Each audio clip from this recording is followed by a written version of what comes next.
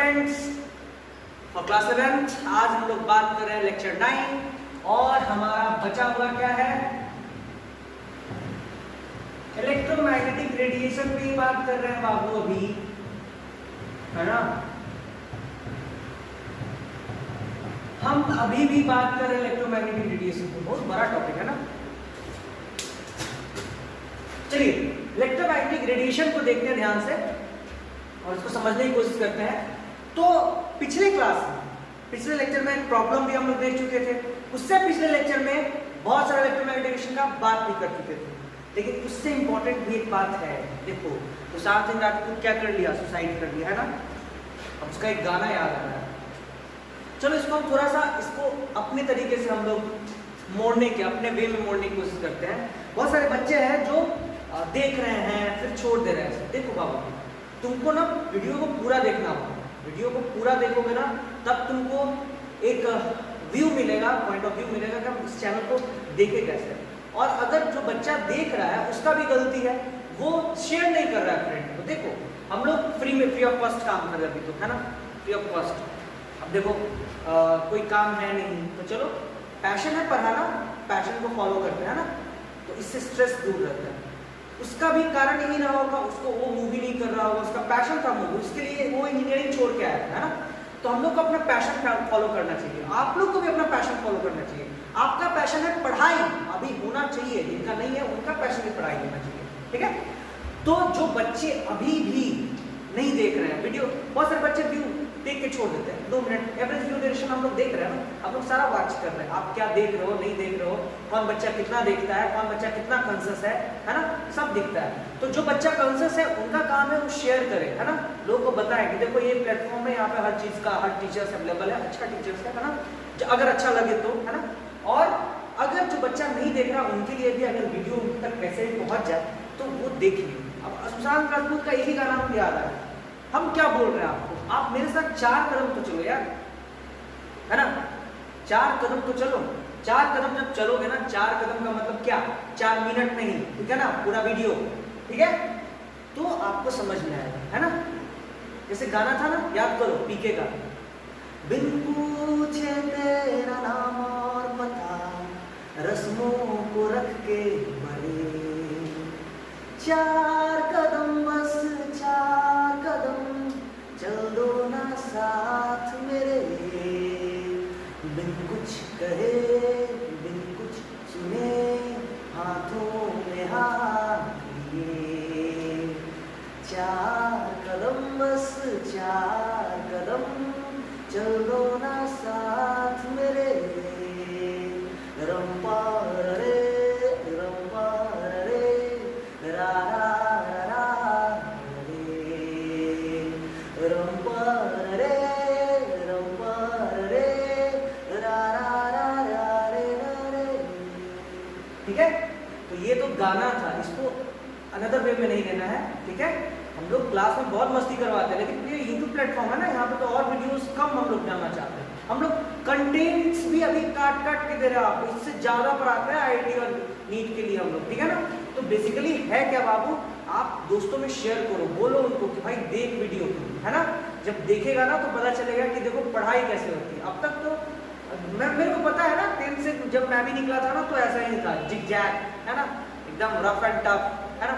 बाल सीधा होता था बचपन में, धीरे धीरे खड़ा होते गया, अब खड़ा हो गया तो खड़ा को भी खड़ा नहीं करने देते, थोड़ा सा नीचे से खड़ा ऊपर से टेढ़ा, है ना। बहुत सारा हम लोग चेंजेस लाए, मॉडिफिकेशंस लाए, तो वो तो दुनिया है, मॉडिफिकेशंस आती रहती है। लेकिन आपको ये करना है, आपको ये करना है कि आपको देखना है वीडियो, पूरा वीडियो देखना है, और जब आप पढ़ोगे ना तो मजा आएगा, फिर उसके बाद आपको लगेगा नहीं मेरा इस सेक्टर में कुछ हो सकता है। और क्योंकि भाई 12th तो कंपल्सरी है ना, तुमको तो करना ही है, या तुम बोर्ड करो उसके लिए भी यही पढ़ना पड़ेगा, IIT करो थोड़ा सा एडवांस यही पढ़ना पड़ेगा, नीट करो एडवांस से थोड़ा सा नीचे यही पढ़ना पड़ेगा, चीज एक ही है। तो बस 4 कदम चलना है, किसके साथ, मेडॉक के साथ, ठीक है। तो आज स्टार्ट करते हैं इलेक्ट्रोमैग्नेटिक रेडिएशन।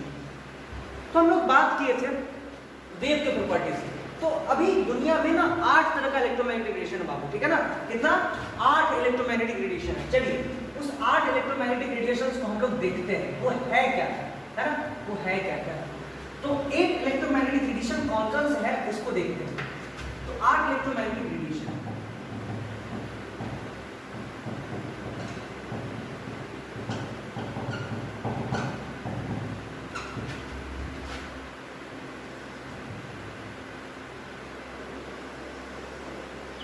चलिए 8 इलेक्ट्रोमैग्नेटिक रेडिएशन कौन कौन से बाबू?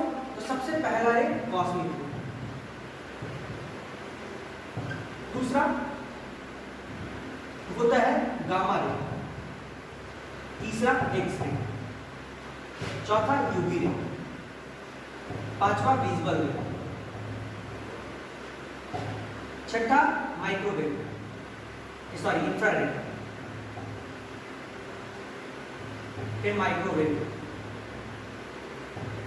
फिर रेडियो, है ना? ये 8 तरह का रेडिएशन निकलता है, जिसमें से ये 4 जो है ना, ये नीचे का 4 देखो, ये ऊपर का 4 देखो, ये हार्मफुल, बहुत ज्यादा हार्मफुल है ना?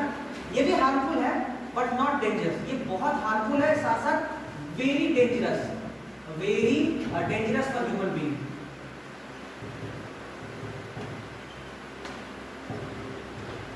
है ना? Very dangerous for human being. और ये जो है हार्मफुल तो है, harmful but not dangerous, dangerous, ठीक है? तो ये ध्यान रखिएगा। सबका वेवलेंथ रेंज देख लेते हैं थोड़ा सा, सबका वेवलेंथ रेंज देखते हैं। इसका वेवलेंथ बहुत कम होता है, फिर इसका देखेंगे गामा का, एक्सरे का, फिर यूवी का, फिर विजुअल का, इंफ्रारेड का, माइक्रोवेव का, फिर रेडियो वेव का देखेंगे।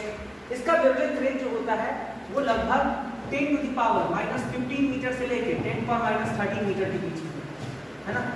इसका जो होता है 10 पावर -13 मीटर से लेके 10 पावर -8 मीटर, सॉरी 10 मीटर। इसका 10 पावर -10 मीटर से लेके 10 टू द पावर -8 मीटर तक होता है। यूवी रे का 10 पावर -8 मीटर से लेके 4 × 10 पावर -7 मीटर तक होता है। इसका 4 × 10 पावर -7 मीटर से लेके 7.8 × 10 पावर -7 मीटर तक होता है। इसका 7 × 10 पावर -7 मीटर 7.8 × 10 पावर -7 मीटर से लेके 10 पावर -3 मीटर तक होता है। इसका 10 पावर -3 मीटर से लेके 1 मीटर तक होता है, और इसका 1 मीटर से लेके 10 पावर 3 मीटर तक होता है। चलिए बच्चों, आज हम लोग वेवलेंथ रेंज देखेंगे। अब इस ध्यान से इसको देख के बताओ, पहले तो बताओ इसको, इस लाइन को मिटाते हैं थोड़ा सा, इसी में वर्क करते हैं, है ना? इस देख के लगता है कि बड़ा कौन वेवलेंथ किधर की तरफ बढ़ रहा है बाबू? नीचे की तरफ बढ़ रहा है सर। वेवलेंथ किधर की तरफ? नीचे की तरफ। वेवलेंथ नीचे की तरफ बढ़ रहा है ना? तो वेवलेंथ अगर नीचे की तरफ बढ़ रहा है तो फ्रीक्वेंसी किधर की तरफ बढ़ेगा? तो याद करो वो दिन जब हम पढ़ाए थे आपको कि speed of light is equal to क्या होता है? Speed of light is equal to frequency into wavelength होता है बाबू। तो आप जब यहाँ से वेवलेंथ निकालिएगा या फ्रीक्वेंसी निकाल लीजिएगा तो c/λ आएगा, मतलब लैम्डा का उल्टा फ्रीक्वेंसी। तो इधर लैम्डा बढ़ रहा है, फ्रीक्वेंसी किधर की तरफ बढ़ेगा? ऊपर की तरफ बढ़ेगा, ठीक है? अब देखो तीसरा फार्मूला E = hν पढ़ाए थे, प्लैंक्स क्वांटम थ्योरी, जो पढ़े होंगे उनको याद होगा, प्लैंक्स क्वांटम थ्योरी से E = hν होता है ना? तो जिधर फ्रीक्वेंसी उधर की तरफ एनर्जी। अब बहुत लोग बच्चे बोले ना मास्टरवा hν वाला बोला, ये भी तो पढ़ाया था मास्टरवा, ये क्या पढ़ाया था? hc/λ। सर ये भी तो पढ़ाया था, hc/λ मैंने पढ़ाया था। यहाँ देखो इनवर्स में चल रहा है ना, तो लैम्डा नीचे तो एनर्जी ऊपर, बात एक ही है ना? कान कहीं से पकड़िए, कान पकड़ा जाएगा। चलिए देखिए नेक्स्ट। तो ये तो 3 रिजल्ट्स, इसमें देखिए हम लोग वेवलेंथ, फ्रीक्वेंसी किधर की तरफ, एनर्जी किधर की तरफ। इतना तो बहुत इंपॉर्टेंट हो गया एक पॉइंट। सबसे एनर्जेटिक वेव होता है कॉस्मिक रे। सबसे एनर्जेटिक वेव कौन सा होता है? कॉस्मिक रे। उसके बाद क्या? गामा रे, फिर एक्स रे, फिर यूवी रे, फिर विजिबल रे, इंफ्रारेड रे, फिर माइक्रोवेव और फिर रेडियो वेव। इतना तो इंपॉर्टेंट आपको पता चल ही गया, ठीक है? नेक्स्ट अब आगे देखते हैं। तो हमको पता चल गया कि जिसका सबसे ज्यादा एनर्जेटिक वेव होगा। उसके बाद एक और चीज ध्यान रखिएगा, ये सारा का सारा इलेक्ट्रोमैग्नेटिक रेडिएशन है बाबू। क्या है ये सारा का सारा? ये इलेक्ट्रोमैग्नेटिक रेडिएशन है। तो सारा का सारा अगर इलेक्ट्रोमैग्नेटिक रेडिएशन है ये, तो सबका स्पीड जो होगा, स्पीड मेंटेन होगा 3 × 10⁸ मीटर पर सेकेंड होगा। ध्यान रखिएगा 3 × 10⁸ मीटर पर सेकेंड होगा। और ये सब डिफ्रैक्ट नहीं करते, electric field deflection, no deflection in electric field and magnetic field. E और बी तो आप समझ ही रहे होंगे, अब तो सब समझ रहे हो आप लोग, एच क्या है, सी क्या है, लेम्डा क्या है, न्यू क्या है, सब समझ में आ रहा होगा आपको, ठीक है ना। तो speed 3 × 10⁸ metre per second and no deflection at all in the electric field and magnetic field. This is the point to be noted. यहां से क्वेश्चन पूछ चुका है, बहुत बार क्वेश्चन ऐसे पूछ देगा, देखो कि एक कैथोड रे है ना, एक कैथोड रे 2 × 10⁶ मीटर पर सेकंड की रफ्तार से एक मेटल पे जाकर टकराया, ठीक है ना, और वहां पे क्या हुआ, एक एक्सरे प्रोड्यूस हुआ। तो what is the speed of the X ray? Speed आपको निकालना है एक्सरे का, तो कितना होगा, एक्सरे का स्पीड निकालना ही नहीं है, एक्सरे का जैसे स्पीड आएगा सी के बराबर कर दो, 3 × 10⁸ मीटर पर सेकंड आंसर, ठीक है। उसके बाद पूछेगा कि कोई एक्सरे जा रहा है, वो डिफ्लेक्ट करेगा इलेक्ट्रिक फील्ड मैग्नेटिक फील्ड में, तो बोलिएगा नो डिफ्लेक्शन। एक्सरे क्या, इसमें से आठों रे में से अगर कोई भी रे अगर किसी इलेक्ट्रिक फील्ड या मैग्नेटिक फील्ड में रख दो, there will be no any deflection, because deflections can always occur due to the charges, और इनमें कोई चार्ज नहीं है, इनमें तो फोटॉन्स है ना, इसमें तो फोटॉन्स एनर्जी कैरी कर रहा है ना, एक फोटॉन के पास h एनर्जी और बहुत सारा फोटॉन्स मिलकर एनर्जी कैरी कर रहा है from one place to another place, ठीक है। तो चलिए हम लोग आगे देखते हैं इसको, आगे देखते हैं, एक एक करके अब पढ़ते हैं, एक एक करके कॉस्मिक रे क्या है, ये धरती पे आता है कि नहीं आता है, सबको एक एक करके हम लोग पढ़ते हैं, है ना, एक एक करके सबको पढ़ने की कोशिश करते हैं। चलिए देखिए, तो सबसे पहले हम लोग बात करते हैं कॉस्मिक रे, ठीक है।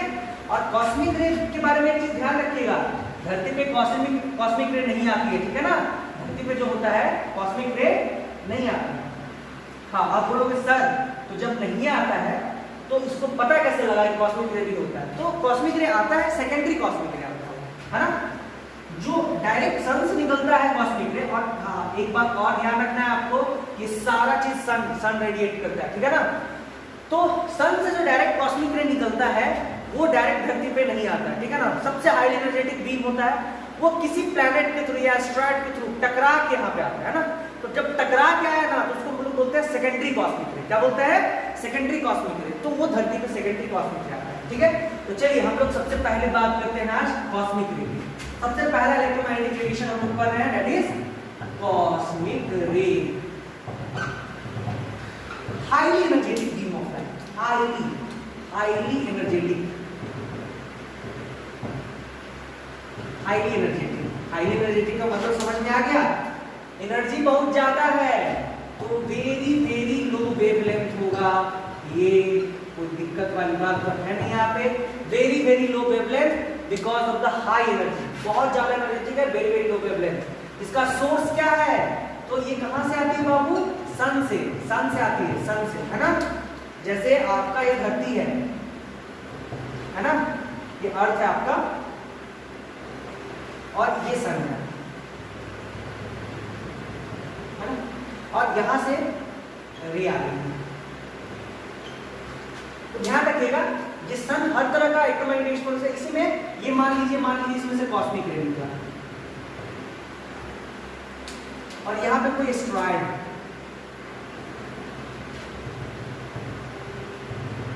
और हम लोग को पता है ना, हम लोग के पास ओजोन लेयर भी है, ओजोन लेयर भी है हमारे पास, ये हार्मफुल रेडिएशन से हमको बचाती है, ठीक है ना, protects us from harmful radiations, harmful radiation से हमको बचाती है, ठीक है। अब ये एस्ट्रॉयड से टकरा के कहीं आ जाए तो आ जाए, उसमें से भी कुछ ये एब्जॉर्ब कर लेती है, आने नहीं देती है ओजोन लेयर, लेकिन कुछ आ जाता है, इसको हम लोग बोलते हैं सेकेंडरी कॉस्मिक रे, सेकेंडरी कॉस्मिक रे। लेकिन ये बहुत रेयर है, बहुत रेयर, धरती पे नहीं देखने मिलता, ठीक है ना। इसका वेवलेंथ रेंज तो तुम देखे ही थे, 10⁻15 मीटर से लेके 10⁻13 मीटर के बीच में होता है। तो ये बहुत कम है, बहुत क्या है? कम, ठीक है ना, बहुत कम एनर्जेटिक होता है, सॉरी बहुत कम वेवलेंथ है, एनर्जेटिक बहुत ज्यादा है, ठीक है। चलिए नेक्स्ट देखते हैं दूसरा देखते हैं बाबू, वो क्या है आपका? Gamma ray. अब गामा रे से हल्क का याद आ गया है ना, हल्क जो बना था, आप एवेंजर्स मूवी अगर देखोगे या मार्वल स्टूडियोज का मूवी देखते होगे तो उसका एक फ्रेंचाइजी था हल्क, है ना, हल्क एक मूवी था उसका। और उस हल्क मूवी में आप देखोगे एक बंदा जो रहता है एक लैबोरेटरी में काम करते रहता है और गामा रेडिएशन के कारण उसका बॉडी जो होता है एक विशालकाय हल्क की तरह बन जाता है ना, ग्रीन कलर का। तो वो गामा रेडिएशन से यही होता है। ये गामा वही गामा हाउसफुल 4 वाला गामा मारेगा, है ना। अब देखो नेक्स्ट गामा रे। तो गामा रे के बारे में आप जान लो कि ये भी एनर्जेटिक बीम है, ये भी एनर्जेटिक बीम है, ये भी हाई एनर्जेटिक बीम है। उससे कम होगा एनर्जी में, ऑब्वियस बात है, सबसे ज्यादा एनर्जी कॉस्मिक उससे कम होगा high energetic beam of light. बहुत एनर्जेटिक बीम, ये ग्रीन कलर्ड होता है, देखोगे हरा पहाड़ ग्रीन कलर्ड, है ना। हरा पहाड़ बोलते हैं ना, ये ग्रीन कलर्ड होता है, ध्यान रखिएगा इस चीज। ग्रीन कलर्ड होता है, उसके साथ साथ लो वेवलेंथ, वेरी लो वेवलेंथ, बाबू ध्यान रखना ये चीज। वेवलेंथ बहुत कम होता है, कितना 10⁻13 मीटर से लेके 10⁻8 मीटर के बीच में होता है, ठीक है। और देखिए, और हम लोग थोड़ा सा ध्यान से देखेंगे, दो चीज तो देख लिए। इसका सोर्स क्या है, इसका सोर्स है सन, है ना, सन एंड रेडियो एक्टिव एलिमेंट भी है, रेडियो एक्टिव एलिमेंट से भी निकलता है, सन से तो निकलता है, सन से तो सारा रेडिएशन निकलता है, अगर आप ध्यान दोगे तो सन से सारा रेडिएशन निकलता है, लेकिन इसका रेडियो एक्टिव एलिमेंट भी एक सोर्स है। चलिए नेक्स्ट आगे बात करते हैं कि सोर्स देख लिए, सन से निकलता है, रेडियो एलिमेंट से निकलता है।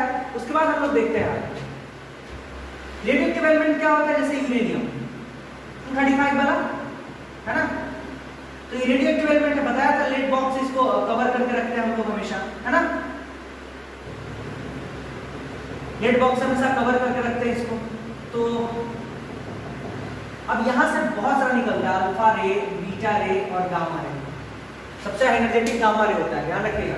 अगर एनर्जी की बात की जाए इसमें, तो एनर्जी की अगर बात की जाए तो गामा सबसे ज्यादा, फिर बीटा और फिर अल्फा। पेनिट्रेटिंग पावर, गामा ऐसे एनर्जी को हम लोग ऐसे नहीं बोलते, पेनिट्रेटिंग पावर बोलते हैं। जितना ज्यादा एनर्जी उतना ज्यादा छेद करने की क्षमता, है ना, पेनिट्रेटिंग पावर, है ना। तो देखो, तो ये गामा सबसे ज्यादा एनर्जेटिक होता है, रेडियोएक्टिव एलिमेंट से निकलता है, ठीक है। तो ये याद रखना आपको ग्रीन कलर। चलिए नेक्स्ट हम लोग बात करते हैं एक्सरे। चलो देखते हैं एक्सरे, ठीक है। तो तीसरा है आपका एक्सरे।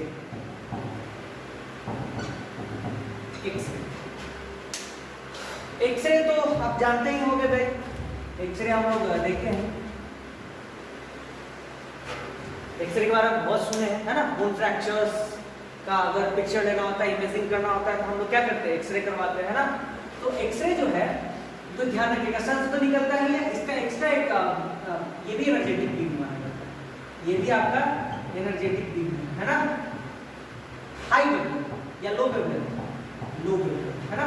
एनर्जी अगर हाई है तो वेवलेंथ लो होगा, कितना 10⁻10 मीटर से लेके 10⁻8 मीटर के बीच में होता है, ठीक है। इसका सोर्स ध्यान से देखिए, मेटल विद कैथोड रे, है ना। कोई मेटल रख दीजिए यहाँ पे, है ना, कोई मेटल रख दीजिए यहाँ पे, और इस मेटल पे कैथोड रे को करवाइए यहाँ पे। जैसे ही कैथोड रे यहाँ पे जाएगा, कैथोड रे मतलब इलेक्ट्रॉन्स का बीम, है ना, तो यहाँ से एक्सरे निकलना शुरू हो जाएगा। एक्सरे हम लोग नहीं देख सकते इसको, इनविजिबल होता है, सारे के सारे रेज जो जितने आठों देख रहे हैं वो इनविजिबल है, नहीं देख सकते आप इसको, ठीक है। तो एक्सरे, ठीक है। अब देखिए एक रे को हम लोग देख सकते हैं विजिबल को, वो ध्यान रखिएगा, वही मेरे आँख को दिखेगा, बाद बाकी उसके नीचे ना दिखेगा ना ऊपर दिखेगा, वो तो हम लोग बाद में बात करेंगे। मेटल कैथोड रे टकराया तो क्या निकला, एक्सरे, ठीक है। तो ये एक्सरे जो होता है इसका प्रॉपर्टीज देख लीजिए, ध्यान रखिए। एक्सरे दो तरह का होता है, एक्सरे दो तरह का कैसा होता है भाई, तो एक होता है सॉफ्ट एक्सरे और एक होता है हार्ड एक्सरे। सॉफ्ट एक्सरे जो होता है वो होता है, आप ध्यान रखिएगा कि सॉफ्ट एक्सरे जो होता है आपका, वो to take images of bone fractures, जितने भी बोन फ्रैक्चर्स होते हैं उसका इमेज लेने में हेल्प करता है सॉफ्ट एक्सरे, ठीक है ना। और हार्ड एक्सरे जो होता है यूज इन लॉकर्स में यूज किया जाता है इनको, ठीक है ना। देखो वो मूवी कौन सा, शालीमार, जिसमें रहता है happy new year, Shahrukh Khan का मूवी है ना, तो उसमें क्या होता है, आपका लॉक रहता है ऐसे है ना, और या रेसिडेंट एरियल देख लोगे तो उसमें ऐसे लेजर बीम रहता है, तो उस लेजर बीम के अंदर क्या रहता है, एक्सरे रहता है। अब जैसे ही तुम वहां से गुजरोगे तो पूरा कट जाएगा तुम्हारा बॉडी, पीस में कट जाएगा ना। तो यूज इन लॉकर्स में भी एक्सरे बीम यूज करते हैं, ठीक है ना। और सुरक्षा के लिए लेजर लगा दिया जाता है उसमें कि दिखे वो, है ना। ये तो बीम नहीं दिखता है, कोई जहां से एक्सरे गुजरा है वहां पे लेजर लगा दिया जाता है ताकि वो उसको पता चले आए रेड है भाई, वहां मत जाओ, है ना। Also use in caratometer, caratometer में यूज किया जाता है। कैरेटोमीटर का मतलब क्या, to check the purification of gold, gold check करने के लिए कैरेटोमीटर आता है, उसमें भी यूज किया जाता है हार्ड एक्सरे, ठीक है। तो ध्यान रखिएगा, दो तरह का एक्सरे होता है, एक होता है सॉफ्ट एक्सरे, दूसरा होता है हार्ड एक्सरे। तो तीसरा भी हम लोग देख लिए हार्ड एक्सरे। चलो देखिए यूवी रेडिएशन, क्या देखते हैं, यूवी अल्ट्रा वायलेट रेडिएशन क्या है, अल्ट्रा वायलेट रेडिएशन के बारे में। फोर्थ हम लोग देखते हैं यूवी रेडिएशन क्या है।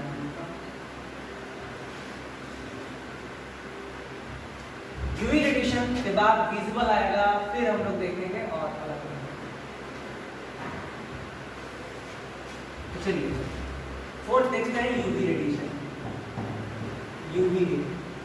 यूवी का मतलब अल्ट्रा वायलेट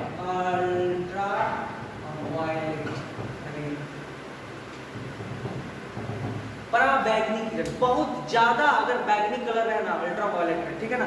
वैसे भी आप ध्यान रखिए वायलेट कलर का एक प्रॉपर्टी है, वो किसी चीज पे अगर डाला जाए ना, आप बीट्स ले लो, ठीक है ना, एक बीट्स ले लो, बहुत सारा बीट्स ले लो, मिलता है मार्केट में बहुत सारा बीट्स, मोती उजला कलर का, है ना, शीशा टाइप का बीट्स, और उसमें बैगनी कलर का मतलब वायलेट कलर का टॉर्च उस पे जलाओ, देखोगे ना कि थोड़ा देर के लिए जब लाइट में आओगे देखोगे कि वो थोड़ा देर के लिए ना वो पूरा हरा कलर का हो गया। तो होता क्या है कि वायलेट कलर जो है ना वो पूरा इंटरनल स्ट्रक्चर्स को चेंज कर देता है। क्या कर देता है, इंटरनल स्ट्रक्चर्स को क्या कर देता है, चेंज कर देता है। तो ध्यान रखिएगा अल्ट्रा वायलेट रे हार्मफुल होता है ना, कॉज कैंसर, ये कैंसर कॉज करता है, ठीक है ना,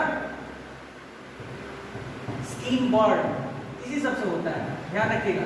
बहुत खतरनाक रे होता है हम लोग के लिए खासकर, क्योंकि सबसे ज्यादा धरती पे यूवी रे ही आता है, ध्यान रखिए सन से, ठीक है ना। इसका सोर्स सन है, इसका सोर्स क्या है, सन है ना। इसका एनर्जेटिक बीम है, अभी भी एनर्जेटिक बीम है, ये भी वेवलेंथ रेंज आप लोग देखे ही थे। इसका वेवलेंथ रेंज 10⁻8 मीटर से लेके 4 × 10⁻7 मीटर के बीच में होता है, आप लोग देखे ही थे, ठीक है। ध्यान रखिएगा ये सन से निकलता है, कहां से निकलता है, ये सन से, ये सन से आता है, और ये हमारा धरती है, ये धरती है हमारा, ठीक है। और इस धरती पे ये रे आता है ऐसे,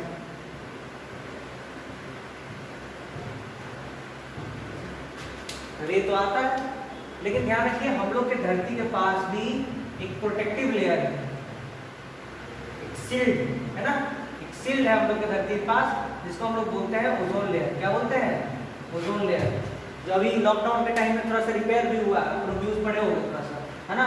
ये ओजोन लेयर है, ओजोन लेयर O3 देखो ना, O3 का लेयर होता है। ओजोन का स्ट्रक्चर ऐसा होता है कुछ, मैं हम लोगों को केमिकल बॉन्डिंग में देखेंगे, है ना। तो देखिए, और यहां से आपका आ रहा है अल्ट्रा वायलेट यूवी। अब ये जहां आता है यहाँ पे, यहाँ से वो उसको वापस भेज देता है, लेकिन कुछ कुछ पार्शली आ भी जाता है। अब जिस इंसान को लगेगा ना उसको कैंसर हो जाएगा, या वहाँ पे स्पॉट जलने का निशान होता है ना, है ना। देखोगे कि पहाड़ पर गया तो उसको स्पॉट्स बन गया ब्लैक कलर, वो तो अल्ट्रा वायलेट का केस बहुत जगह आता है, ठीक है ना। इसको बहुत लोग सनबर्न भी बोल देते हैं, सनबर्न, काला काला स्पॉट बन जाता है ना। तो देखिए ये है आपका प्रोटेक्टिव लेयर, ओजोन लेयर हम लोग को बचाती है यूवी लेयर से, ठीक है ना। यूवी से हम लोग को कौन बचाती है, ओजोन लेयर, ठीक है ना। तो यूवी रे बहुत खतरनाक, ठीक है। अब ध्यान रखिए, नेक्स्ट पांचवा तो अपने लोग का है, पांचवा तो हम लोग का है, विजिबल रे, ये हम लोग के लिए बना। इस रेंज में हम लोग सारे ऑब्जेक्ट्स को देख सकते हैं। अब अल्ट्रा वायलेट रे को क्यों नहीं देख सकते थे, क्योंकि वो हमारे रेंज में नहीं, कि हमारा रेंज कुछ ये है। 5th नंबर में देखिए विजिबल रे,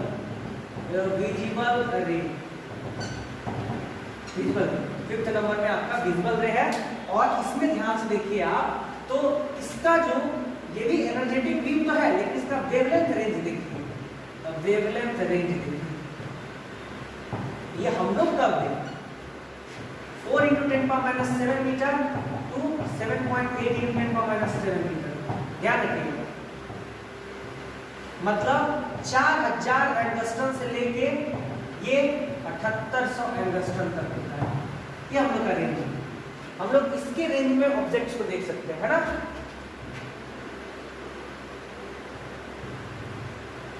आई विजिबल होता है ना, मतलब कंफर्टेबल फॉर आई होता है, कंफर्टेबल फॉर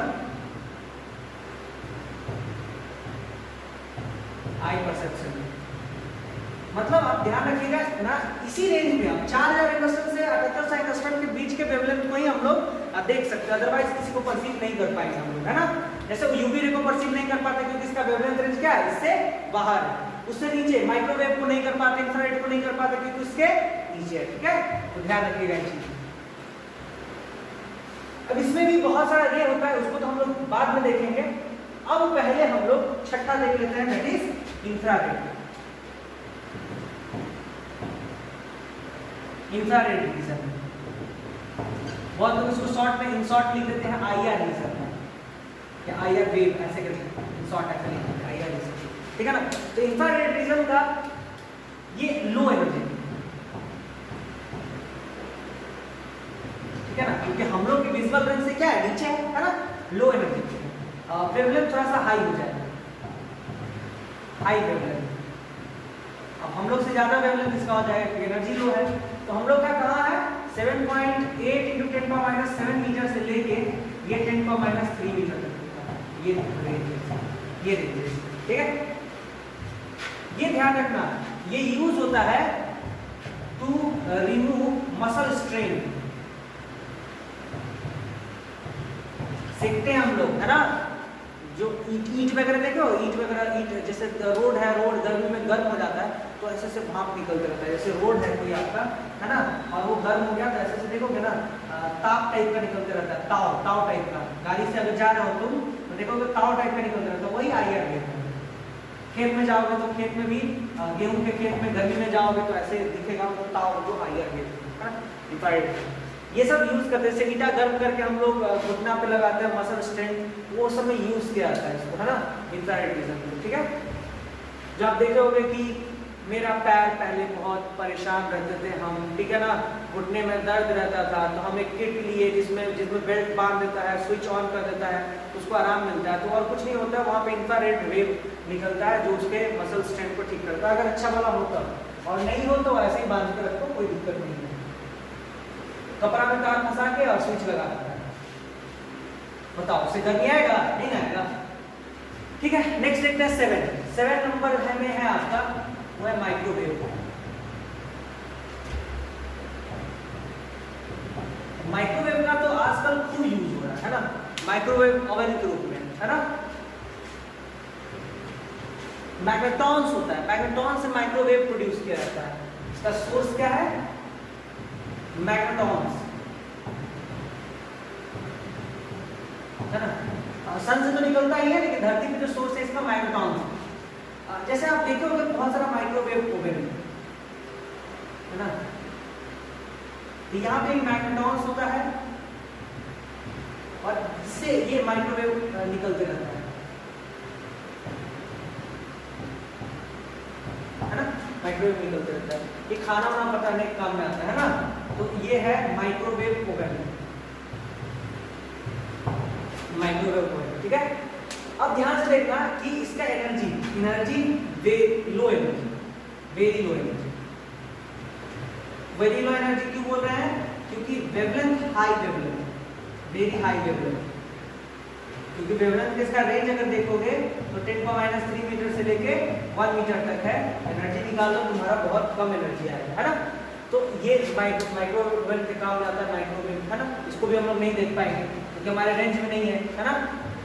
अगला और last radio wave. Radio wave तो आप देखते ही होंगे, रेडियो वेव जैसे हम लोग जितना भी मोबाइल नेटवर्क्स टावर वगैरह देखते हो, ये सब रेडियो वेव का ही तो कमाल है ना। तो एक रेडियो वेव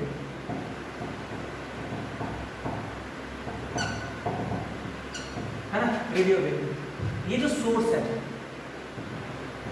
इसका जो सोर्स है, इसका सोर्स तो हम लोग देखे ही है, सोर्स सन है एंड टावर्स, टावर्स में रेडिएशन है ना, टावर्स में रेडिएशन देखे हो। वो जो मूवी देखे होगे तुम लोग, कौन सा मूवी आई थी अक्षय कुमार की, इसमें वो पंछी रहता है ना, पंछी राज है ना, तो रोबो 2.1 है ना, तो रोबो 2.0 में देखे होगे टावर से रेडिएशन, पक्षी मर जाता है उसके लिए वो क्या क्या करता है, तो वही चीज है, टावर से भी रेडियो वेव रेडिएशन होता है, और रेडिएशन हार्मफुल है, ध्यान रखिएगा। ये भले ही कम एनर्जी है, इसका बहुत कम एनर्जी है, अभी मैं यहाँ लिखूंगा वेरी वेरी लो एनर्जी, मैं यहाँ लिखूंगा वेरी वेरी लो एनर्जी, लेकिन ध्यान रखिएगा एनर्जी कम है लेकिन फिर भी एनर्जी तो है। इसीलिए ना पेट्रोल पंप पे जब आप जाते हो तो आपको मना किया जाता है कि आप ना मोबाइल यूज मत करो, क्योंकि जब आप मोबाइल पे कॉल पे बात कर रहे होते हो ना तो वो रेडिएशन आते रहता है वहां से, और रेडिएशन जो है वो फ्यूल, रेडिएशन मतलब एनर्जी, और फ्यूल एनर्जी मतलब गर्मी, गर्मी मतलब हीट, हीट मतलब आग, आग और फ्यूल बूम आवाज कर जाएगा ना, इसलिए मना करता है क्योंकि एनर्जी तो है, लो है लेकिन एनर्जी तो है, ठीक है। तो और इसका wavelength high, very very high wavelength, wavelength ज्यादा होता है इसीलिए दूर दूर तक चला जाता है ना। तो इसका कहाँ हो सकता है 1 मीटर से लेके 10 पावर 3 मीटर रेंज, ठीक है। जितना भी टावर्स वगैरह देखते हो तुम लोग, जितना भी टावर्स वगैरह देखते हो आजकल, जितना भी लगा हुआ टावर है ना, तो उस सब से क्या होता है, ये रेडियो रिलीज होता है, ये रेडियो लेता भी है और छोड़ता भी है,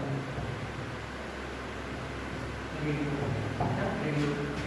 चलिए यहाँ तक तो हम लोग देख लिए रेडियो वेव 8 हम लोग देख लिए, कॉस्मिक है ना, दूसरा देखे क्या गामा, तीसरा एक्सरे, चौथा यूवी रे, पांचवा विजिबल, छठा आईआर है ना इंफ्रारेड, सातवां माइक्रोवेव और आठवां रेडियो वेव। तो चलिए हमको बात करना है क्योंकि हम लोग तो अपने वाले विजुअल रीजन की बात करनी है, विजुअल रे की बात करनी है। तो चलिए फिर से विजुअल रे पे आते हैं और उसके अंदर देखते हैं कि कौन कौन से कलर्स होते हैं, वहां से हम लोग स्पेक्ट्रम की तरफ बढ़ेंगे, ठीक है। चलिए आते हैं हम लोग फिर से लौट के विजुअल रे पे, क्योंकि हम लोग को पढ़ना क्या है, विजुअल रे ही पढ़ना है, ठीक है ना, विजुअल रे। तो चलिए हम लोग विजुअल रे पे लौट जाते हैं फिर से। तो विजुअल रे में आप देखोगे कि 7 कलर्स होते हैं, है ना, हम लोग बचपन से करते आ रहे हैं, विब्यो रटवा दिया गया है ना 7 कलर्स, लेकिन आज हम लोग देखेंगे कि क्या क्या उसमें पढ़ सकते हैं हम लोग, ठीक है ना। चलिए देखिए, तो हम लोग बात कर रहे हैं विजुअल रे, विजुअल रे, विजुअल रीजन है ना, विजुअल रीजन। तो आपने देखा कि इसमें जो है सर ये 4000 एंगस्ट्रम से लेके 7800 एंगस्ट्रम के बीच में होता है। ध्यान रखिएगा, जब आप एक व्हाइट रे को, सबसे पहले तो इसमें पढ़ना हम लोग को dispersion of light, dispersion of white light.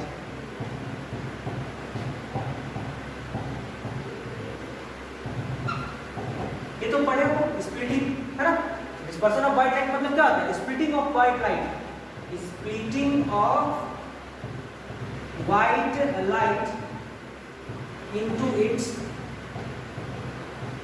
7 constituent colors are known as dispersion of light, है ना। नोट्स भी बनाते चलिए आप लोग, है ना। डिस्पर्सन ऑफ लाइट मतलब 7 टूट गया, मतलब एक व्हाइट लाइट, और सिंस हम लोग विजुअल की बात करें तो हम लोग मान रहे हैं ये व्हाइट लाइट अभी विजुअल रेंज में दिखाएगा, तो ये 7 1 2 3 4 5 6 और 7 में टूट गया, यही डिस्पर्सन है, यही जो फेनोमेनन है वो डिस्पर्सन कहलाता है, डिस्पर्सन ऑफ लाइट कहलाता है ना। तो सबसे पहले क्या करते हैं, डिस्पर्सन के लिए एक प्रिज्म लेते हैं, है ना, एक प्रिज्म ले लो, ये प्रिज्म ले लिया, प्रिज्म, चलिए प्रिज्म ले ली, इसका ये है एंगल ऑफ प्रिज्म, ए क्या है यहाँ पे, angle of prism, angle of prism. यहाँ पे एक स्क्रीन भी दी है, ये स्क्रीन है, स्क्रीन लीजिए, ये गिर जाएगा तो दिखेगा नहीं फिर, है ना, तो स्क्रीन में दिखेगा आपको। चलिए अब क्या करेंगे हम लोग, एक व्हाइट लाइट को यहाँ से पास करते हैं, व्हाइट लाइट अब ये व्हाइट लाइट तो 7 कलर सब्स्टिट्यूट करता है, तो जाना चाहिए था इसको ऐसे, सारे रे को ऐसे जाना चाहिए था, अगर कुछ नहीं होता तो ऐसे चला जाता, लेकिन यहाँ से टूट जाता है। टूटता है 1 colour, 2 colour, 3 colour, 4 colour, 5 colour, 6 colour, 7 colour टूटता है। कितने कलर में टूटता है बाबू?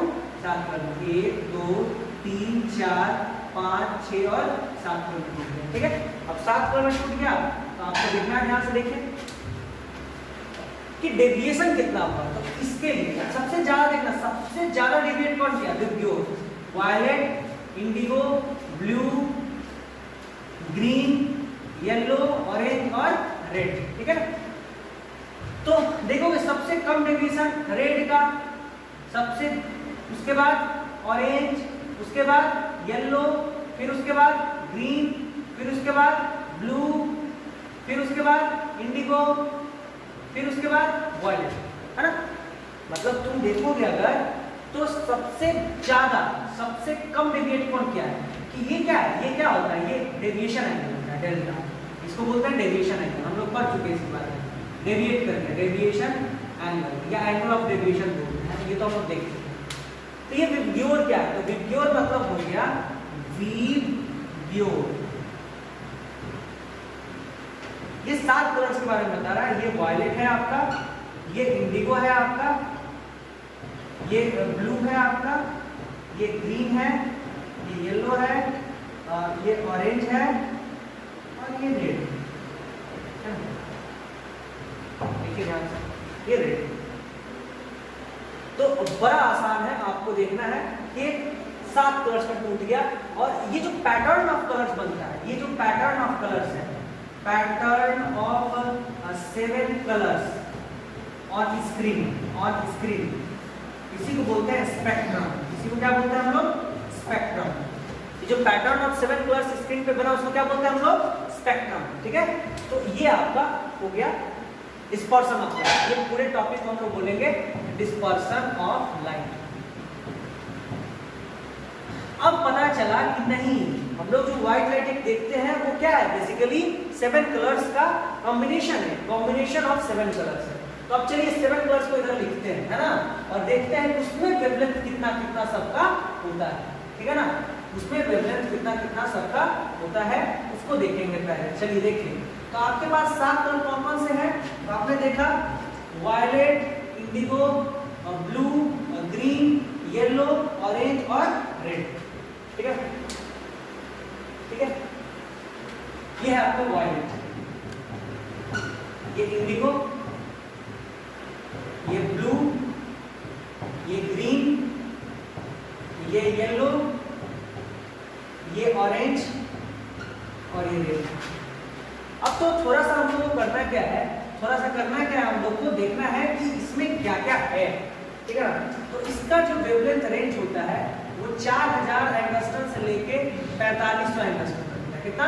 4000 से लेके 4500 के बीच में होता है। इसका दोनों का लगभग एक ही जैसा। चलिए, इसका होता है 4500 से लेके 5000 एंगस्ट्रम। इसका 5000 एंगस्ट्रम से लेके आपका होता है 5900 एंगस्ट्रम। येलो का 5900 से लेके 6200 तक। इसका 6200 से लेके आपका जो होता है 6500, 65। ठीक है, 6200 से लेके 7000 कर दीजिए। और ये 7000 एंगस्ट्रम से लेके 7800, है ना। तो मैंने एक अपना रूल बना लिया है, इससे अब आप याद रख सकते हैं इसको। 4000 से 4500, 4500 से 5000, 5000 से 5900, है ना, और 59 से 6200, 6200 से 7000 और 7000 से 7800। ठीक है ना, ये याद रखिएगा। अब देखिए थोड़ा सा हम लोग को क्या करना है, इससे थोड़ा सा अब समझना है। अब देखो कि सबसे ज्यादा वेवलेंथ किसका है, तो देखोगे नीचे का रेड का, इसने बेंड कम किया था ना, वो बेंड कम किया था, वेवलेंथ सबसे ज्यादा रेड का।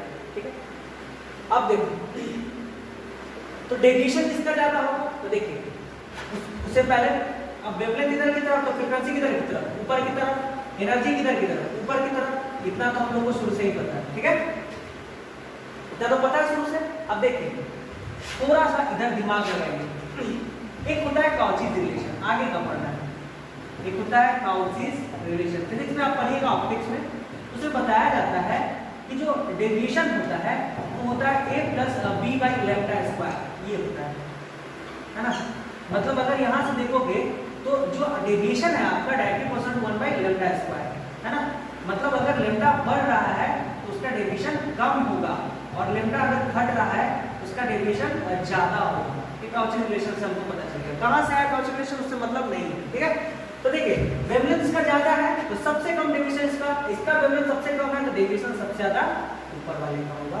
तो भाई ये डेविएशन इसका ज्यादा होगा, ठीक है। ये तो समझ में आ गया। अब मैं इसको मिटा रहा हूँ, चलिए देखते हैं आगे। एक तो डेविएशन वाला देख लिए तो आप देखिए। अब हम लोग आगे बात करते हैं कि रिफ्रैक्टिव इंडेक्स। कुछ तो रिफ्रैक्टिव इंडेक्स होगा प्रिज्म का, रिफ्रैक्टिव इंडेक्स क्लास याद करो, रिफ्रैक्टिव इंडेक्स ऑफ प्रिज्म होगा कुछ, तो ध्यान रखना रिफ्रैक्टिव इंडेक्स और ये इसमें क्या रिलेशन है ना। तो जो डेविएशन होता है आपका, जो मिनिमम डेविएशन होता है वो होता है a mu minus 1, a into mu minus 1। मतलब अगर आप यहाँ से ध्यान से अगर देखोगे, अगर ध्यान से देखोगे तो तुमको पता चलेगा कि जो डेविएशन है is directly proportional to refractive index है ना। तो रिफ्रैक्टिव इंडेक्स भी ऊपर की तरफ जाएगा, ठीक है। तो यहाँ से बहुत सारा रिजल्ट्स मेरा निकल के आया, मैं इसमें मिटा रहा हूँ है ना। यहाँ से बहुत सारा रिजल्ट्स निकल के आ गया, और वो क्या आया कि वेवलेंथ अगर देखा जाए तो सबसे ज्यादा किसका, रेड का। फिर मैं आर लिखता हूँ, रेड को आर, फिर ओ, फिर वाई, फिर जी, फिर बी, फिर आई, फिर बी, है ना। फ्रीक्वेंसी देखा जाए, एनर्जी देखा जाए, डेविएशन देखा जाए, रिफ्रैक्टिव इंडेक्स देखा जाए, रिफ्रैक्टिव म्यू, इसको म्यू बोलते हैं और इसको न्यू बोलते हैं, याद रखिएगा। ये न्यू है और ये म्यू है ना। तो ये होगा,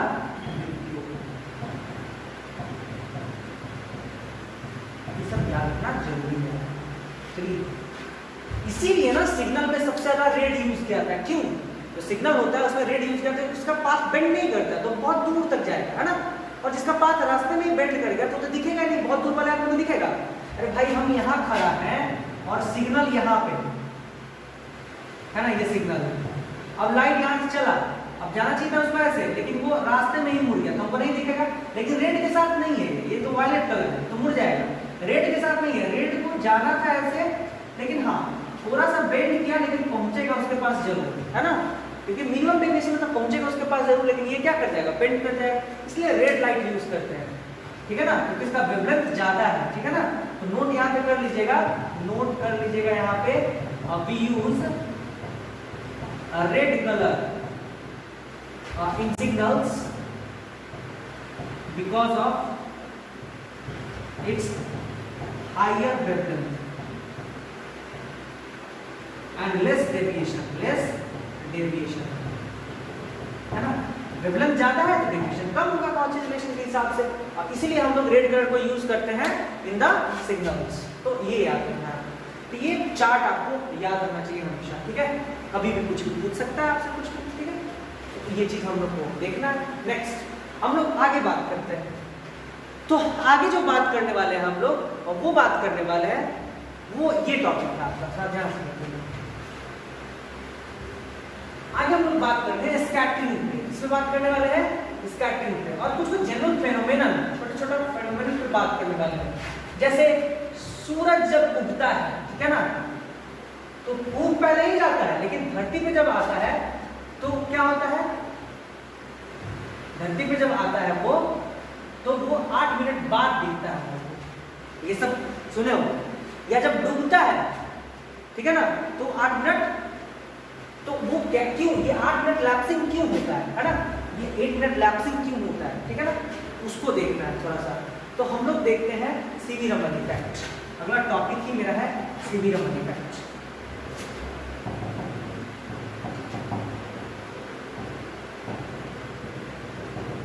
सीवी रमन इफेक्ट, चलिए सीवी रमन इफेक्ट क्या है बाबू देख लेते हैं। फिर उन्होंने 2 दिया था अपना, एक दिया था स्कैटरिंग के बारे में और एक दिया था एब्जॉर्प्शन के बारे में, है ना। एक दिया था एब्जॉर्प्शन और दूसरा स्कैटरिंग। स्कैटरिंग को एस से नोट करते हैं और एब्जॉर्प्शन को ए से नोट करते हैं। इन्होंने बोला था कि स्कैटरिंग जो होता है, स्कैटरिंग ऑफ लाइट इज 90% 1/λ²। मतलब अगर वेवलेंथ ज्यादा है तो आपका स्कैटरिंग कम होगा और अगर वेवलेंथ कम है तो आपका स्कैटरिंग ज्यादा होगा, ये है ना। और एब्जॉर्प्शन के बारे में इन्होंने बोला कि एब्जॉर्प्शन जो होता है आपका वो डायरेक्टली प्रोपोर्शनल टू λ² होता है ना। मतलब ये कि अगर लैम्डा ज्यादा होगा तो एब्जॉर्प्शन ज्यादा होगा और लैम्डा कम होगा तो एब्जॉर्प्शन कम होगा, ये चीज ठीक है। तो चलिए इनके लॉ, इसके नोबेल प्राइज मिला था, है ना, नोबेल प्राइज मिला था, नोबेल प्राइज विनर है सीवी रमन, इंडिया के scientist, Nobel prize winner physicist. चलिए देखते हैं। जैसे पहला दुनिया में 3 कलर हम लोग ले लेते हैं, बेसिकली 3 कलर ज्यादा यूज करते हैं हम लोग, है ना।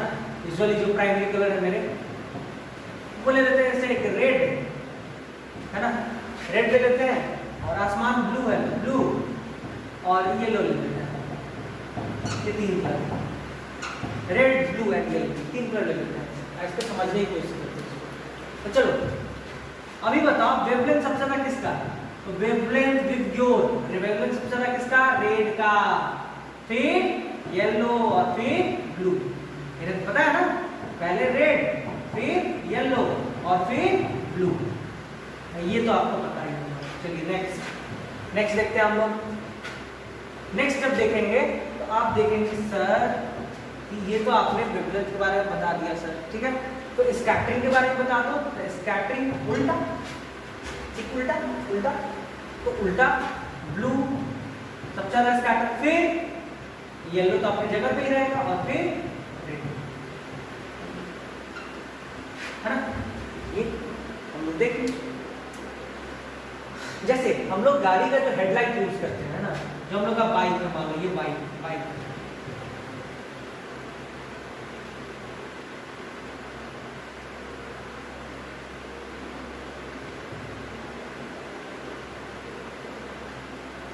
गाड़ी अच्छा नहीं बना है लेकिन चलो फिर भी अच्छा ही बन गया, ठीक है।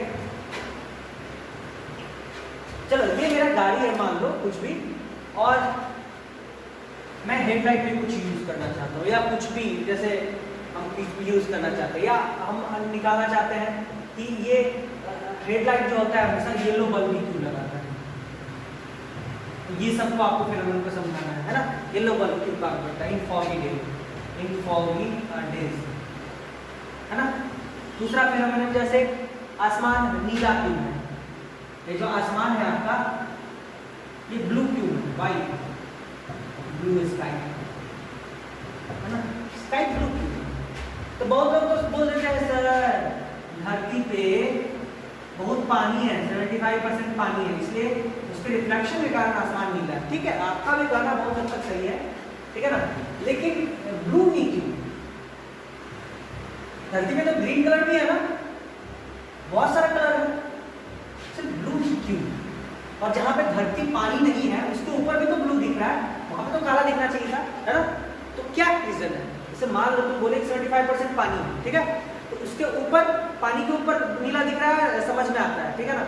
लेकिन धरती के ऊपर नीला क्यों दिखता है भाई, ऐसा क्यों होता है, कुछ तो हो रहा होगा ना, फिनोमेनन वहां कुछ चल रहा होगा। तो ध्यान रखिए, आप जब आसमान को देखते हो, जैसे मान लो ये स्काई है, ठीक है ना, ये स्काई है आपका, तो बहुत सारा वाटर ड्रॉपलेट्स भी तो होता है, और वाटर ड्रॉपलेट्स अगर बहुत सारा एक साथ लेयर बन जाए तो ब्लू कलर का होता है, तो आपको पता है, ठीक है ना। तो चलिए ये वाटर ड्रॉपलेट्स है। अब ये वाटर ड्रॉपलेट्स क्या है, तो इसमें ध्यान से देखिए। अब यहाँ से लाइट आया, ठीक है ना, ये ब्लू कलर का वाटर ड्रॉपलेट्स, सन रेड होता है, सन क्या होता है, रेड होता है, ठीक है ना, सन रेड है और दिन में येलो भी हो जाता है, येलो, है ना। तो अब देखिए ध्यान से हम लोग देखते हैं कि जब ब्लू कलर की बात होगी तो स्कैटरिंग अभी देखे ना, सबसे ज्यादा कौन करता है, ब्लू करता है, फिर येलो करता है और फिर रेड करता है। आपने देख लिया तो आपको पता चल गया, अच्छा ब्लू स्कैटरिंग सबसे ज्यादा करता है, तो ये तो ब्लू ब्लू है, तो इसीलिए ब्लू सबसे ज्यादा स्कैटर करता है, ब्लू कलर सबसे ज्यादा स्कैटरिंग करता है। इसीलिए क्या होता है कि आसमान जो है वो क्या दिखता है, तो जितना ड्रॉपलेट्स रहेगा धरती के लैंड के ऊपर में तो बहुत सारा ड्रॉपलेट्स रहता है ना, जिसको हम लोग बोलते हैं ह्यूमिडिटी। ह्यूमिडिटी में क्या रहता है, मॉइस्चर रहता है, पर मॉलिक्यूल्स घूमते रहते हैं। तो ये जो सारा ब्लू कलर जो ये कर रहा है, तो एक जाल बिछाता है ब्लू कलर का, इसी कारण से पूरा आसमान स्कैटरिंग सबसे ज्यादा ब्लू कलर हो रहा है। और येलो रेड क्या हो रहा है, स्कैटर नहीं कर रहा, वो तो सीधा जा रहा है। तो रेड सन से निकल रहा है, येलो सन से निकल रहा है, वो सीधा चला गया। लेकिन ब्लू स्कैटर करके पूरा आसमान को क्या कर दिया, अब ब्लू कर दिया। क्या कर दिया, अब ब्लू कर दिया। तो इसका रीजन क्या है, स्कैटरिंग। तो सबसे ज्यादा स्कैटरिंग कौन करता है, ब्लू कलर करता है, that's why sky is blue. ठीक है ना। अब देखिए नेक्स्ट, अब ये फेनोमेनन समझते हैं। येलो, येलो कलर बहुत फॉगी डे में क्यों यूज होता है ना। फॉगी डे में तुम अगर कोई भी लाइट जला लो, तुम रेड जला लो, ग्रीन जला लो, लेकिन काम येलो कलर ही करेगा, इसलिए गाड़ी में येलो कलर कंपलसरी दिया जाता है ना। तो अब देखो उसका रीजन क्या है, इन फॉगी डेज, अगर फॉगी डेज की बात करो तो चलो स्कैटरिंग का उल्टा एब्जॉर्प्शन, एब्जॉर्प्शन होता है बाबू, तो absorption A is directly proportional to, तो एब्जॉर्प्शन सबसे ज्यादा किसका होगा बताओ तो, एब्जॉर्प्शन सबसे ज्यादा किसका हो जाएगा, रेड का हो जाएगा। येलो तो अपनी जगह पे है ना, और फिर यहाँ पे ये तो आप देखिए, और स्कैटरिंग ब्लू ज्यादा करता है। चलो तुम्हारा गाड़ी यहाँ से हेडलाइट से निकला, पहले तो निकला ब्लू कलर, ठीक है ना, तो ब्लू कलर में दिक्कत है, ये ब्लू कलर निकला, ये ब्लैक कलर ब्लू कलर का, ये ब्लैक जो है वो ब्लू कलर का है। येलो कलर को मैं ऐसे दिखा रहा हूँ रेड वाले से, और ग्रीन वाले से मैं रेड कलर को दिखा रहा हूँ, याद रखिएगा। चलिए अब निकला, उसको जाना चाहिए था ऐसे, सीधा जाना चाहिए था, देखिए अब है ना, तो ये बेंड कर गया पहले, क्योंकि स्कैटरिंग ज़्यादा होता है, इसका स्कैटरिंग मैक्सिमम है, स्कैटरिंग क्या है, मैक्सिमम है। अभी तो देखे ब्लू का सबसे ज़्यादा स्कैटरिंग, तो गया नहीं, और हम यहाँ खड़े हैं और पूरा फॉगी है, पूरा फॉगी है, बहुत ज़्यादा फॉगी, धुंध है, नहीं दिख रहा है हमको, तो वो आदमी पे नजर पड़ेगा तभी तो हम गाड़ी रोकेंगे ना, अदरवाइज तो धक्का लग जाएगा, है ना। और देखो रेड कलर निकला, तो रेड कलर में दिक्कत है, अब्जॉर्ब हो जाएगा, तो रेड कलर जाएगा सीधा ही, लेकिन ये यहाँ तक जाते जाते पूरा फेड कर जाएगा, गुम हो जाएगा, एब्जॉर्ब हो जाएगा, वहाँ तक पहुँच नहीं पाएगा, मतलब ये एब्जॉर्ब हो जाएगा। तो बचा क्या, येलो कलर, तो येलो कलर पूरा जोर शोर से जाएगा और धीरे धीरे करके वहां तक पहुंच ही जाएगा, थोड़ा सा डेविएट करेगा, कुछ भी करेगा, लेकिन पहुंच वहां तक जाएगा। इसीलिए हम लोग येलो कलर यूज करते हैं, ठीक है ना। तो एब्जॉर्प्शन में येलो कलर क्या ब्लू होता है, तो ये सब रीजन आप लोग देखिए। नेक्स्ट अगला हम लोग देखते हैं, अगला दो फेनोमेनन स्कैटरिंग और एब्जॉर्प्शन समझ गए। नेक्स्ट हम लोग देखते हैं, और वो देखते हैं कि भाई 8 मिनट पहले ही सूर्य उग चुका होता है, लेकिन उसके बावजूद हम लोगों को नहीं दिखता है, कारण क्या है। चलिए जब धरती की बात करोगे तो ये धरती की बात है ना, चलो ये मान लो सन है, ऐसा और अच्छे से बनाते हैं, ये सन है, और ये धरती है।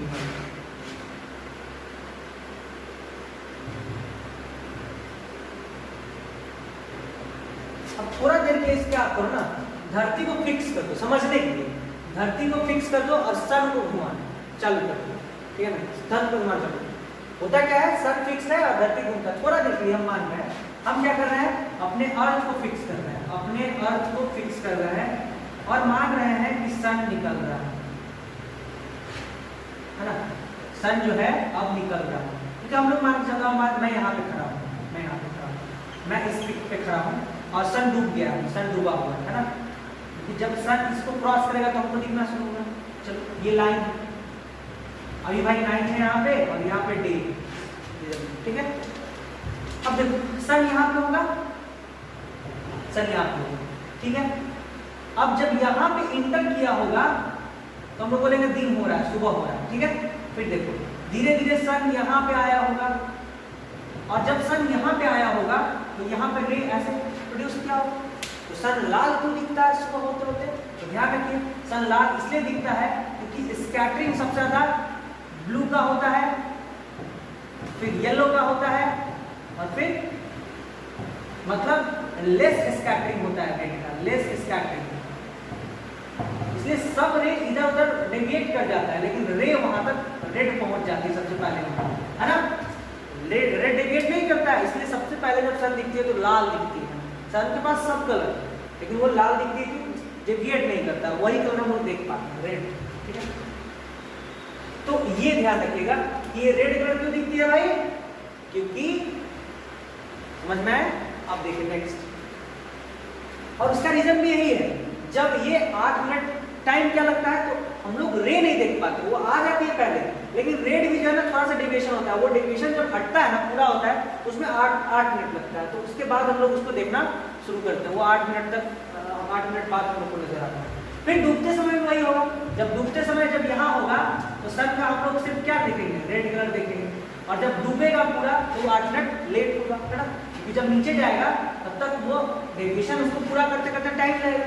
तो ऐसे करके ये फेनोमेनन होता है। ठीक है, तो रेड स्कैटरिंग बहुत कम करती है, इसीलिए ऐसा फेनोमेनन देखा जाता है। ठीक है, तो अब हम लोग बात करते हैं कि आपका इलेक्ट्रोमैग्नेटिक रेडिएशन तो मैंने पढ़ा दिया पूरा, ये लेक्चर 9 भी आपका खत्म हो गया, ये लेक्चर 9 भी आपका खत्म हो गया। इसमें मैंने सारा छोटा बड़ा फेनोमेनन आपको समझा दिया, सारे रेज समझा दिया, आपको कौन कौन से रेज होते हैं सारा आपको मैंने बता दिया। अब आपका काम है इसको अच्छे से पढ़ने का। नेक्स्ट हम लोग मिलेंगे, अब मिलेंगे बहुत important topic photo electric effect के साथ, लेक्चर 10 फोटो इलेक्ट्रिक इफेक्ट बहुत इंपॉर्टेंट है। तो अभी क्या करना है, आपको घर पे जाना है, जल्दी से नोट्स बनाना है, पढ़ना है, पॉज करके नोट्स बनाइए, बहुत इंपॉर्टेंट टॉपिक है, बहुत important from the point of view of IT, JEE and NEET also. NEET में भी एक आध दो क्वेश्चन रहता ही है, बोर्ड के लिए तो है ही आपका। ठीक है, तो आपको जाके इसको पढ़ना है, क्योंकि आप ध्यान रखना है कि एटॉमिक स्ट्रक्चर एक टॉपिक नहीं, फिजिक्स का एक टॉपिक भी इसमें मैं पढ़ा रहा हूँ, सारा इंक्लूड कर रहा हूँ, कंटेंट्स बहुत अच्छा है ना। ऑफलाइन की तरह तो नहीं हो सकता है, लेकिन ऑनलाइन में भी बहुत बेस्ट मैं अपना दे रहा हूँ। ठीक है, तो आपको क्या करना है, जाके घर पे पढ़ना है। ठीक है ना, और शेयर कीजिए दोस्तों में, बताइए क्या चलो देख लो एक बार वीडियो देख लो, है ना, उससे हम लोग को भी अच्छा लगेगा। ठीक है ना, काम कर रहे हैं अच्छा लगता है। ठीक है।